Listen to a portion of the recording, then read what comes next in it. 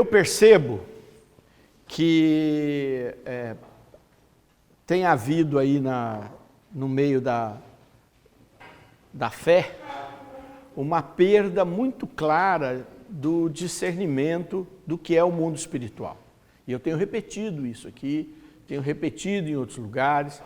Há lugares que mantêm uma série de ritos que dão uma aparência forte também de espiritualidade, mas na prática a gente percebe que o povo, como todo, tem ficado muito longe do mundo espiritual. Isso é extremamente perigoso. Por quê? Porque aí a gente transforma todas as coisas no mundo material, que é esse mundo que a gente vive, aqui que a gente precisa pagar nossas contas, precisa ganhar dinheiro para fazer algumas coisas que a gente gostaria, nós temos que cuidar das nossas famílias, nós temos que resolver os problemas da nossa saúde e assim por diante a gente vai fazendo e consumido por uma série de coisas, o mundo cada vez mais exigente, cada vez você precisa aprender mais coisas, precisa conhecer mais coisas, você precisa ter mais treinamento, você precisa conseguir lidar mais com as suas emoções, enfim, ele consome a gente. E isso nos traz um grande risco, que é o risco de perder o discernimento de que há um mundo espiritual, que nós somos chamados a viver a eternidade, milhares de anos, e isso depende muito do que fizermos aqui. Eu sempre fico muito intrigado, e até nesse tempo de ter convivido muito com espiritualidades, com momentos fortes de oração, com a libertação, com ver a realidade da libertação na vida das pessoas e no mundo, eu sempre fico com muito na minha cabeça aquela frase de Santa Teresa de Jesus, de que o mundo espiritual é maior do que o mundo natural. E aí quando você olha para o mundo natural, você fala, quantos mistérios tem? Você olha para o universo, está cheio de mistério. Você olha para o corpo humano, está cheio de mistério. Você olha para o microcosmos, você olha para os micro-organismos, para o átomo, um monte de mistério. Quer dizer, os cientistas se debruçam sobre esses mistérios, cada vez que eles descobrem alguma coisa, eles descobrem que faz falta descobrir um monte de coisa, que eles estão distantes da compreensão do mundo. Ora, se o mundo espiritual é maior que isso, vocês já imaginaram o tamanho disso? Só que o que me intriga é, um mundo espiritual desta proporção, só que tão poucos entram para vivenciarem e atuarem nesse mundo. E aí eu até pego esse atalho aqui, que não era o que eu ia falar, algum dia se tiverem oportunidade, por exemplo, eu falei de Santa Teresa porque ela é uma das maiores mestres de oração, doutora da igreja em oração. São poucos doutores ligados à vida de oração. Santa Teresa de Jesus é uma delas. E o seu principal livro, dos vários livros que ela já escreveu, e eu li todos, e alguns muitas vezes, é o Castelo Interior Moradas. No Castelo Interior Moradas, claro, é uma literatura do século XVII, então é uma literatura também em espanhol, que tem numa época que tudo era muito poesia, então ele é mais difícil, não é fácil para a gente desse tempo ler e entender tudo. Mas a primeira morada, que ela diz que a gente tem que passar, é a do autoconhecimento. Quando eu olho o mundo de hoje, eu falo, todo mundo já entendeu que tem que se conhecer, que você tem que poder saber quem você é, você tem que conhecer você, isso evoluiu muito nos últimos tempos. Mas o pessoal não conseguiu sair dessa primeira morada, está tudo parado nela, não é? E ela é só a primeira das 7 moradas. Então a gente tem que, é lógico que hoje também, e aí vale um pouco o livro de Santa Edith Stein, que era também discípula de Teresa d'Ávila, e ela diz que é espiral, né? Quer dizer, você nunca vai terminar, você vai passar pelas moradas, mas você vai estar sempre voltando para as mesmas moradas, porque você nunca termina, se você ficar tentando resolver ela 100%, você nunca vai para a segunda morada. Por que eu estou falando isso para a gente hoje aqui? Porque quando eu leio o livro de Josué, eu tenho a impressão de que ele foi todo escrito para que a gente pudesse compreender melhor esse campo que é o mundo espiritual.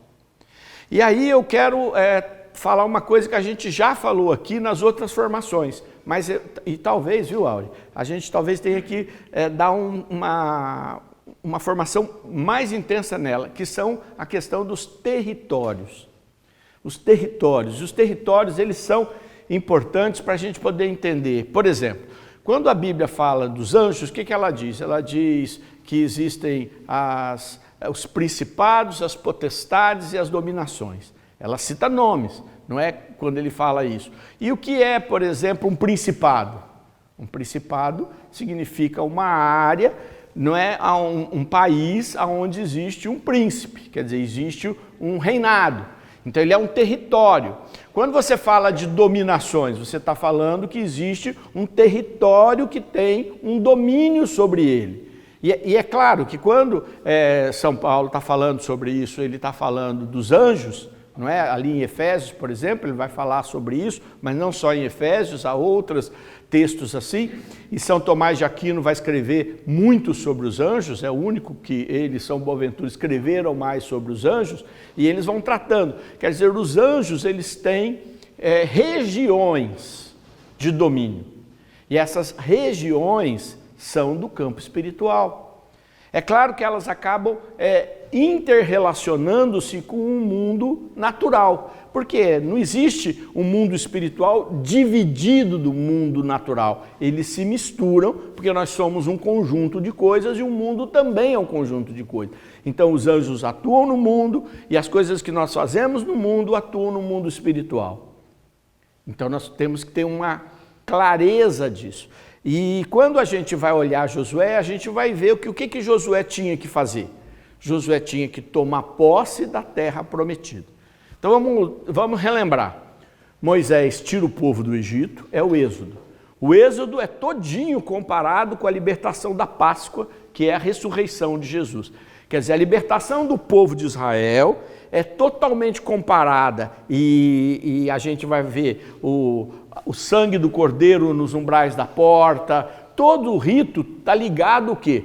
Ao rito eterno. E aí ele vai dizer que o rito do Êxodo, que tirou o povo do Egito, ele é só uma figura, porque o rito verdadeiro é o de Jesus, porque ele é o sacerdote, ele é a oferta e ele é o sacrifício, quer dizer, ele é tudo. E a partir de Jesus, da sua Páscoa, da sua libertação, nós passamos para uma terra prometida, uma nova terra que o Senhor nos concedeu pela sua morte e ressurreição.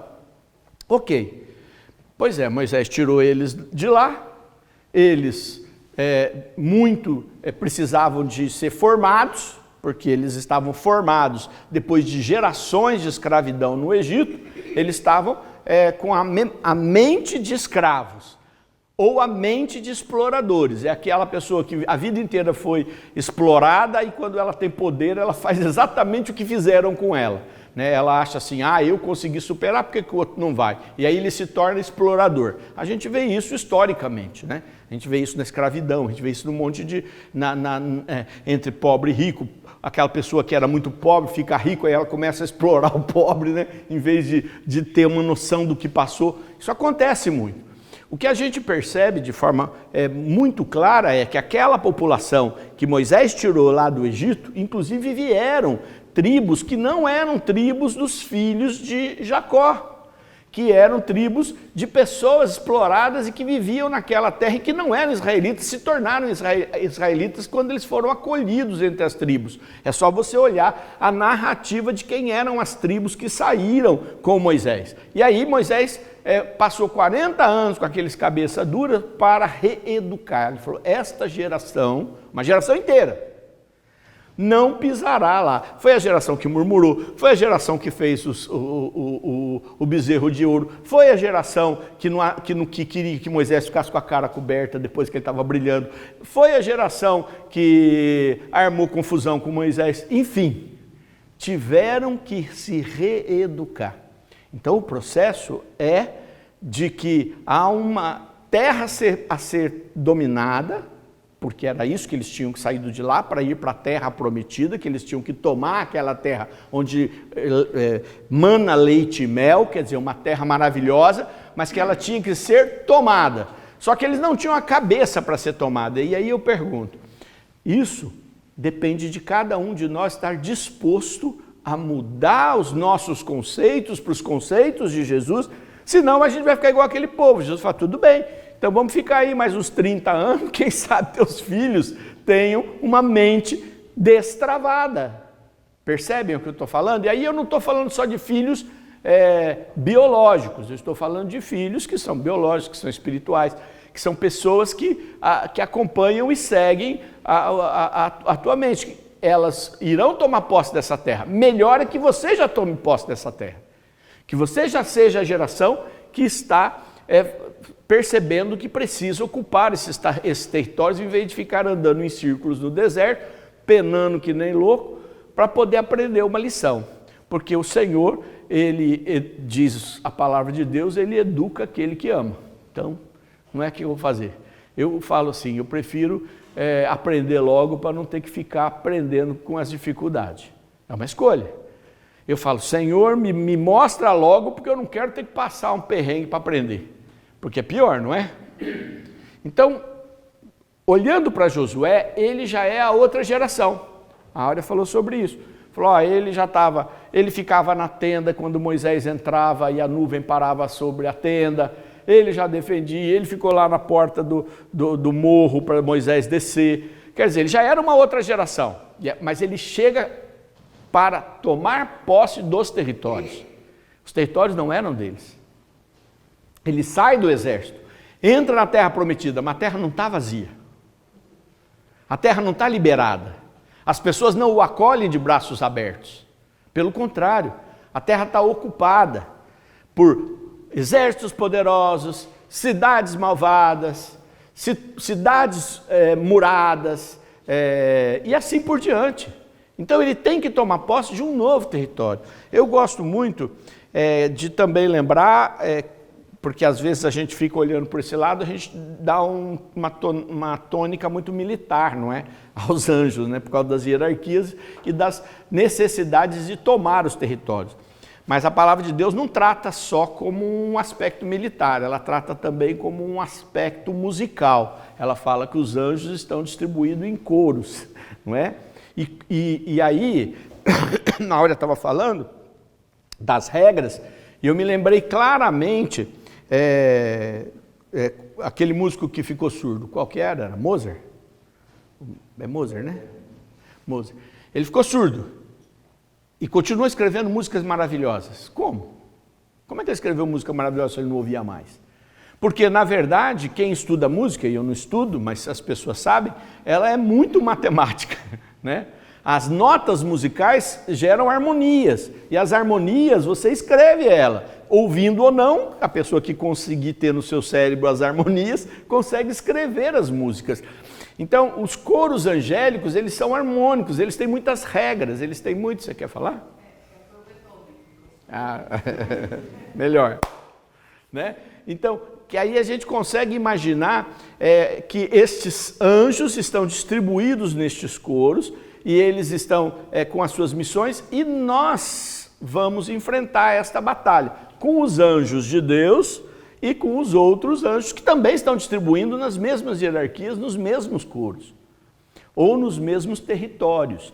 E aí essa dimensão de territórios, ela tem dois sentidos. Primeiro, você tem que conquistar e manter. Quer dizer, o território já conquistado, ele não pode ser abandonado, senão você vai perdê-lo. E o território a ser conquistado. Então existe um equilíbrio entre aquilo que você, na sua caminhada, e muitas vezes até hereditariamente, já conquistou, e você tem que manter, porque são territórios que Deus já lhe deu e que você não pode abandonar, porque senão o diabo vai vir lá para semear joio nele e fazer confusão aonde já estava estabelecido. E os territórios que precisam ser conquistados. E aí, neste caso, é preciso de uma série de estratégias. Então, quando a gente vai olhando o caso de Josué, a gente vai tendo um olhar claro das diversas estratégias que ele foi usando. E na medida em que ele foi tomando aquelas áreas, como é que ele foi fazendo as alianças para manter estes territórios? Senão, o que acontece? Você vai invadindo, não é? Vai se desgastando, e aí depois vai vir um outro que vai te invadindo, e aí tudo que você conquistou, você perdeu. Então, na nossa caminhada de oração, a gente tem que ter duas visões. Primeiro, é o que é que o Senhor já fez em nós e na missão que Ele nos concedeu para chegarmos lá. E aí nós temos que estabelecer um caminho de oração e de combate espiritual para manter estes territórios livres do maligno. E aí eu tenho que falar, bom, isso daqui eu faço assim para manter, mas eu preciso avançar, porque eu percebo que este demônio não foi ainda derrotado, o demônio da divisão, o demônio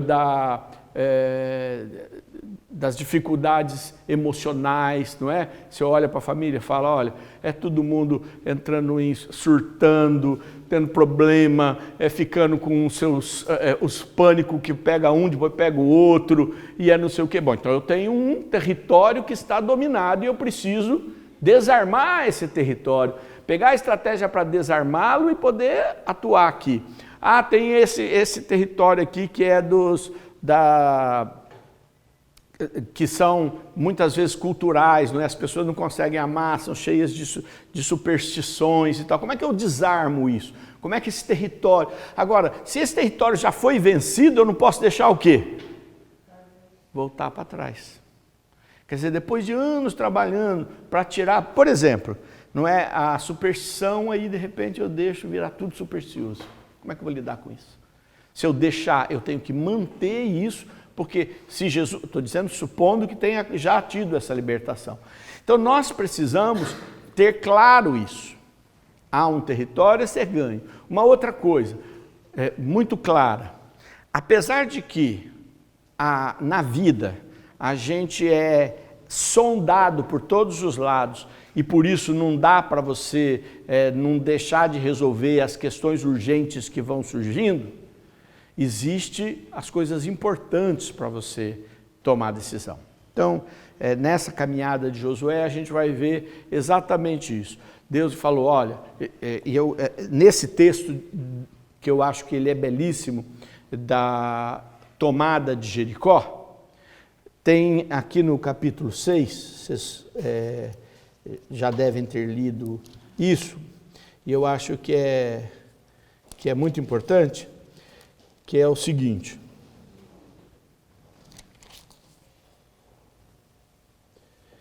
Do capítulo 5. Eles tinham acabado de celebrar a Páscoa. Quer dizer, eles tinham acabado de terem relembrado a sua libertação. Então era um momento de quê? De intensidade, um momento de comunhão, um momento de Eucaristia, um momento de graça. E aí diz assim o versículo 13. Josué encontrava-se nas proximidades de Jericó. Levantando os olhos, viu diante de si um homem de pé, com uma espada desembainhada na mão. Josué foi contra ele. És dos nossos ou é dos inimigos? Ele não conseguiu saber, né? Ele viu o cara com a espada na mão, partiu para cima. Ele respondeu, não, venho como chefe do exército do Senhor. Prestem atenção. Não, venho como chefe do exército do Senhor. Josué prostrou-se com o rosto por terra e disse-lhe, que ordena o meu senhor a seu servo? E o chefe do exército do Senhor respondeu, tira o calçado de teus pés, porque o lugar que te encontras é santo. Assim fez Josué. Jericó, cidade morada, tinha se fechado, e aí ele vai para conquistar Jericó. Percebem que ele não estava ainda tomado a decisão do que ia fazer. Ele acabou de estar no momento de celebração da Páscoa, quer dizer, vamos traduzir isso de forma espiritual. Ele acabou de estar num forte momento de oração, de comunhão, e aí ele vê alguém com uma espada na mão. Ele não reconheceu, ele não achou que era alguém do Senhor. Tanto que ele vai e pergunta, você é dos nossos ou você é dos inimigos? Por que ele fez essa pergunta? Porque a vida dele era o tempo todo estar em guerra. Ele não conseguia descansar um minuto. A primeira pessoa que ele encontra, ele já falou, olha, esse aí, ou ele, será que ele veio para me matar ou para me ajudar? Né? Não conhecia. Daí ele pergunta, você é dos nossos? E aí o cara fala, eu sou do exército do Senhor. E aí ele reconhece que era espiritual. Até o presente momento ele não tinha reconhecido espiritual. Ele tinha achado que era o quê? Que era uma pessoa que estava lá, podia ser amigo ou inimigo. Se fosse inimigo, vamos para o pau, vamos ver quem vai ficar vivo. Se for amigo, vamos lutar comigo. E aí, a hora que o anjo se identifica, ele se prostra e pergunta, o que o Senhor quer que eu faça? Conseguiram entender um pouquinho aquilo que a gente estava falando sobre? Ele tinha um propósito claro, conquistar a terra prometida. Como ele conquistaria? Lá tinham várias cidades, não é só Jericó. Jericó é uma das cidades. E aí a gente vai vendo as outras cidades todas que Josué teve que ir conquistando. Algumas com dificuldade, outras com a estratégia para fugir, outras ele chegou perto e o pessoal se entregou, outras correram para fazer aliança com ele. Por exemplo, Gabaon faz uma aliança, quando ele vence a batalha de Haifa, que é perto do litoral, Gabaon vai até ele e faz uma aliança. E ele faz a aliança, mas o rei de Gabaon já sabia que era uma aliança que não era o melhor. Ele não pensou direito e fez a aliança rápido. Em seguida, quando ele estava em guerra, Gabaon foi invadido. O rei manda o mensageiro e o mensageiro fala, você não fez aliança comigo? Agora volta para me defender. Ele fala, mas eu não tenho como te defender, eu estou aqui na guerra. Mas você fez aliança comigo, você não mantém sua palavra? E aí Josué faz aquela oração de segurar o sol, porque ele precisava terminar a batalha para voltar para outra, para o sol se segurar num lugar e não se pousar no outro. Não é? E aí o sol para, não escurece aqui, para ele dar tempo dele vencer a batalha aqui e poder voltar para lá para cumprir a palavra dele, que tinha sido, quando a gente lê o texto, o rei de Gabaon já sabia que ia acontecer isso. Quem não sabia era o Josué, ele tinha dado uma dormida no ponto e aí ele tinha que cumprir a palavra dele, porque ele era do Senhor, ele não podia jogar fora os seus compromissos. Então, e se com ele também fez alianças às vezes que ele não pensou tão bem, também nós não vamos acertar 100%. Nós não vamos ter uma escuta tão certeira, tão precisa e tão clara que você fala, é assim, Deus falou, está tudo certo. Você vai ter que fazer a caminhada. Outra coisa ele não sabia qual ia ser a próxima cidade e nem qual era a próxima estratégia. Aliás, ele não sabia nem o que era para fazer diante de Jericó. Provavelmente ele pensava assim, essa cidade murada, cheia de suprimento, que eu não posso cercar para poder fazer com que eles se entreguem, que tem soldados. Eu já mandei a prostituta entrar lá, ela já andou lá a prostituta não, mandei os soldados entrarem lá, que a prostituta acolheu e viu que a coisa é feia. Provavelmente a ideia dele vou tocar por aqui, vou tomar outros lugares lá, deixa isso aqui para trás. Aí o anjo para, ele se prostra, dá a estratégia, ele faz a estratégia, uma estratégia sem pé nem cabeça, no sentido natural, não tinha pé e cabeça. Imagina ficar rodando lá, em silêncio, e o povo olhando. Olha que esse povo louco. E aí no último dia, por que as muralhas caíram? Deu um terremoto? Mas ele sabia, porque ele tinha ouvido o anjo, ele tinha se encontrado com o anjo, ele sabia que a estratégia vinha de Deus e que ali ia dar certo. Claro, teve que ter fé, mas ele teve, antes da fé, os momentos fortes são de escuta. Quer dizer, a celebração da Páscoa que ele viveu, quer dizer, os momentos fortes são os momentos que você tem que aproveitar para escutar, porque depois você vai fazer atos na fé. Você não vai ter Deus falando toda hora, detalhado. Até porque, talvez vocês não, mas eu sou meio burro, né? Se Deus escrever, é capaz de depois ainda eu ler e falar, será que está isso mesmo? Eu começo a reinterpretar o que ele escreveu, vai ficar difícil. Então a gente tem que fazer a jornada da fé. Mas antes da jornada da fé eu preciso ter essa experiência, que é a experiência mais intensa como a que ele teve. Por isso que a gente pede para todo mundo renovar seu Pentecoste sempre. Porque você precisa sempre de poder ter um pouco de Tabor antes de descer para o Calvário. Ninguém aguenta só Calvário. Ninguém aguenta só enfrentar tempo de cruz. Então você precisa de Tabor, você precisa de transfiguração, você precisa de bênção para depois descer. E aí você está com as baterias carregadas para enfrentar os calvários que virão. E esses montes estarão sempre conosco até chegarmos no Monte das Oliveiras, que é o Monte da Ascensão, quando você vai para o céu. Mas até lá é essa subida e descida. Tem gente que gosta muito de falar só da cruz. Ora, você não vai aguentar, nem eu, ninguém aguenta só Calvário. Tá certo? Mas também tem gente que fica imaginando que vai ter só Tabor, só transfiguração, que não vai vir dificuldade, que você não vai ter que enfrentar isso daí, vai ter que enfrentar. Tanto é que a terra prometida que mana leite e mel, estava cheia de gente lá que não queria entregar nem o leite nem o mel para você.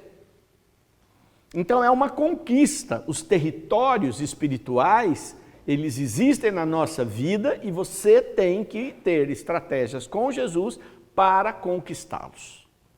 Estão entendendo isso? Acho que sim, né? Eu acho que nem dá para eu separar o livro de Josué em pedacinho, porque ele é muito estratégico mesmo, é muito detalhadinho, só que tem uma frase que aparece em vários capítulos. E eu às vezes ficava pensando, se essa frase aparecia por causa da personalidade de Josué, ou por causa de que esta é uma frase que todos nós precisamos ouvi-la muitas vezes, que é: coragem, não tenha medo, coragem, não tenha medo. Significa que todos nós temos uma missão que nos parece maior do que as nossas forças.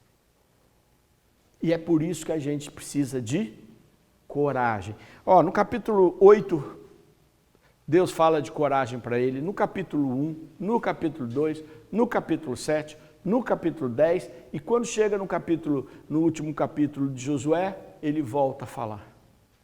Coragem, não tenha medo, coragem. Eu às vezes ficava pensando, será que é a personalidade de Josué de faltar coragem? Mas quando eu vejo Josué bem jovem, sendo enviado por Moisés, junto com os outros jovens, na terra e voltando, e ele sendo um dos dois que ficou brigando para eles enfrentar os gigantes, ele não me parece ser alguém medroso.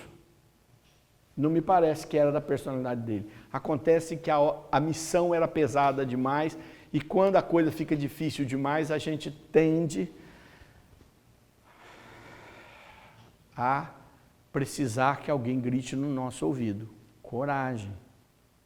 E o próprio Jesus vai dizer para os seus discípulos: coragem, eu venci o mundo. Quer dizer, vão para frente que vai dar certo. Parece um pouco de palestra motivacional, mas não é não. É que o território é espiritual, está ocupado. Todos nós já temos territórios ocupados que nós precisamos analisar e ver. Isso a gente já ganhou na nossa vida e a gente agora então tem que manter uma estratégia para proteger esse espaço espiritual. Esse espaço nós não conseguimos ainda e nós vamos ter uma estratégia para obtê-lo, e eu preciso aproveitar os momentos de maior intimidade com Deus para conseguir ouvir dele o que fazer. Queria que a gente pudesse aproveitar esses momentos agora para a gente rezar. E até eu queria já fazer uma pequena dinâmica aqui agora, já que a gente falou tanto de estratégia, em vez de nós somente nos levantarmos e rezarmos, eu vou pedir para que a gente possa fazer um grupinho de 3 pessoas, para que a gente possa rezar junto e pedir ao Senhor estratégias. Nós não temos os mesmos territórios, às vezes até temos, não sei, né? Os mesmos territórios nas nossas vidas a serem conquistados. Mas o que é pior ainda é quando a gente está tão distante desse mundo espiritual, ele é tão grande, nós estamos tão de fora, que nem sequer enxergar território a gente enxerga, e é mais difícil ainda, não é? É como se a gente não percebesse as coisas ao nosso redor, o que é a pior situação que tem. É uma cegueira espiritual, que é o que a maioria das pessoas no mundo tem, uma cegueira. Elas não acham que faz diferença. A Áurea deu um exemplo difícil, que é o exemplo de que é tudo igual, Deus é tudo mesmo, qualquer coisa serve. E aí eu quero colocar algumas coisas. Por que é mais importante ainda a gente aprender sobre o combate espiritual? Porque não é uma questão de tempo. Porque a gente tem histórico de monges budistas ou de lideranças hinduístas que rezam e fazem sacrifícios terríveis, dormem lá em cama de prego, fazem jejuns tremendos. E não é para o nosso Deus. Não é? Tem palavras filosóficas, sabedoria. Quantas pessoas não gostam daquelas frases bonitas que as igrejas orientais têm, por exemplo, e gostam de colocar lá aquelas frases que são mensagens bonitas, são sábias. Nós temos as nossas aí, do Provérbios, dos Salmos também. E a sabedoria humana, as poesias, elas são belas e a beleza vem de Deus. Mas não é tudo a mesma coisa. Porque não dá para eu achar que existe uma ordem hierárquica, seja musical, seja militar, do jeito que quiser fazer a analogia, de anjos a serviço e contra Deus.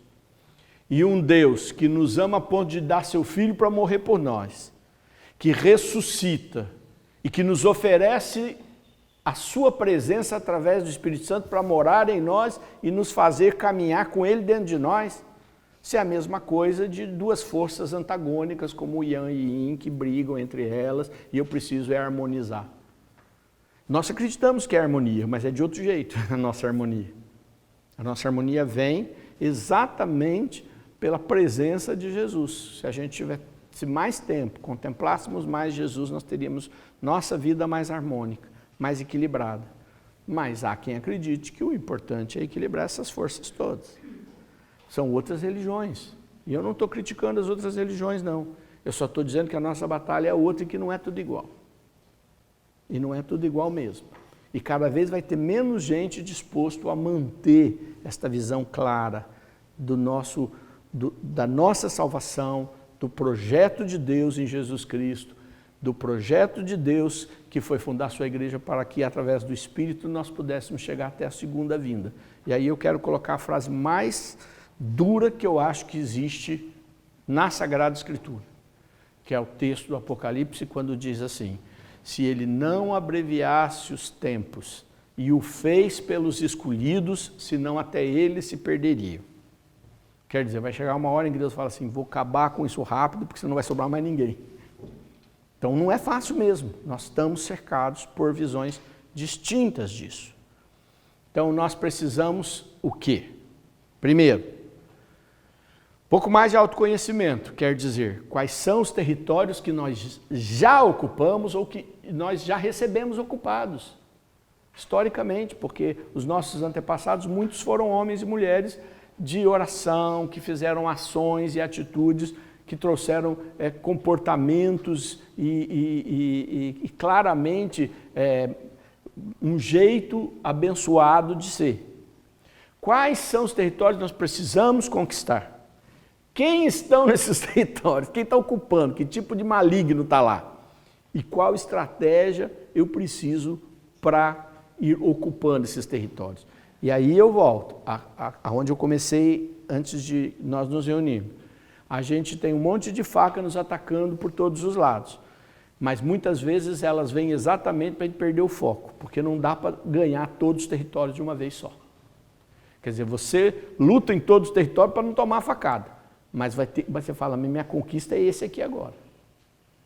Então me dá estratégia para mim ganhar esse. Aí o Senhor pode falar, não quero que você ganhe esse agora, quero que você ganhe aquele. Mas você precisa ter um foco de qual território o Senhor está te pedindo para ocupar com os seus anjos nesse momento da sua vida.